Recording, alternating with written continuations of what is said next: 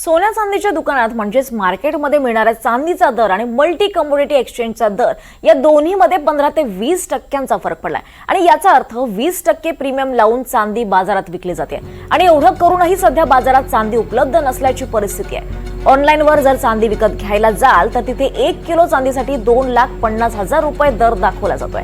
चांदीचे दर 3 लाखांच्या वर जाण्याचा तज्ञांचा अंदाज वर्तवलाय। अधिक माहिती घेऊयात आमचे प्रतिनिधी मंगेश जोशी यांच्याकडून। मंगेश, सध्या चांदीच्या दरात प्रचंड अशी वाढ झाली आहे, सोन्याच्या दरात तर वाढ झालीच आहे, मात्र ऐन दिवाळीच्या तोंडावर चांदीच्या दरात वाढ होत आहे। काय नेमकी अधिक माहिती, काय परिस्थिती आहे सध्या मार्केटमध्ये?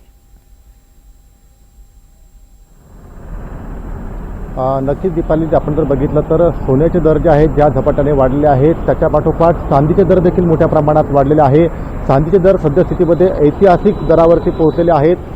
सध्या सराफा बाजाराचा जर विचार केला तर चांदीचे भाव जे आहेत हे GST सह 1,95,000 रुपयांवरती पोहोचलेले आहेत। मात्र चांदीचा पुरवठा हा पूर्णपणे ठप्प झालेला आहे, कारण ज्या पद्धतीने सोन्याचे भाव वाढत आहेत, चांदीचे भाव वाढत आहेत, त्यामुळे कुठेतरी मोठ्या प्रमाणात जागतिक स्तरावरती सोन्या चांदीमध्ये गुंतवणूक वाढल्यामुळे आता चांदीचे जे पुरवठा आहे तो पूर्णपणे ठप्प झालेला आहे।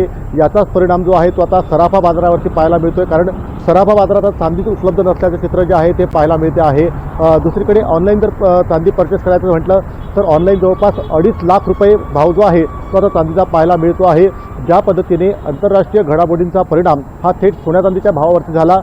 दुसरीकडे उद्योग जगतामध्ये जे आहे मोठ्या प्रमाणात चांदीचा वापर जो आहे हा वाढायला लागला। प्रामुख्याने टेरिफ वॉर नंतर जे आहे चीनने जे आहे मोठ्या प्रमाणात चांदी ही परचेस केलेली आहे, कारण ई व्हेकलच्या ज्या बॅटऱ्या आहेत त्यासाठी खरं तर प्रामुख्याने चांदी मोठ्या प्रमाणात आवश्यकता असते आणि त्या अनुषंगाने खरं तर या उद्योगामध्ये मोठ्या प्रमाणात चांदीचा वापर होतो आणि त्या पार्श्वभूमीवरती चीनने जे आहे मोठ्या प्रमाणात चांदी जी आहे त्यामध्ये गुंतवणूक केलेली आहे। याचाच परिणाम जो आहे तो आता थेट चांदीच्या पुरवठ्यावरती होत आहे।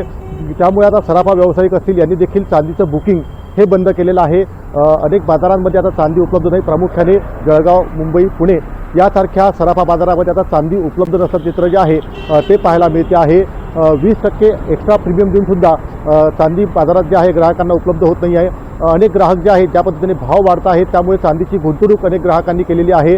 मात्र तुर्तास तरी आता ॲडव्हान्स बुकिंग जे आहे ते कुठेतरी ग्राहक करताना पाहायला मिळत आहेत।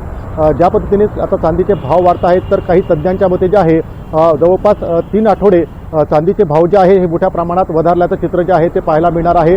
त्या अनुषंगाने आता काही गुंतवणूकदार देखील जे आहे वेट अँड वॉच भूमिका घेण्याची शक्यता आहे। मात्र तुर्तास तरी सराफा बाजारामध्ये जे आहे चांदीचा पुरवठा हा पूर्णपणे ठप्प झालेला आहे। मोठ्या प्रमाणात जर चांदीचे भाव आणखी आगामी काळात किती वाढतात हे सुद्धा पाहणं महत्त्वाचं ठरणार आहे। धन्यवाद मंगेश या सगळ्या सविस्तर माहितीसाठी।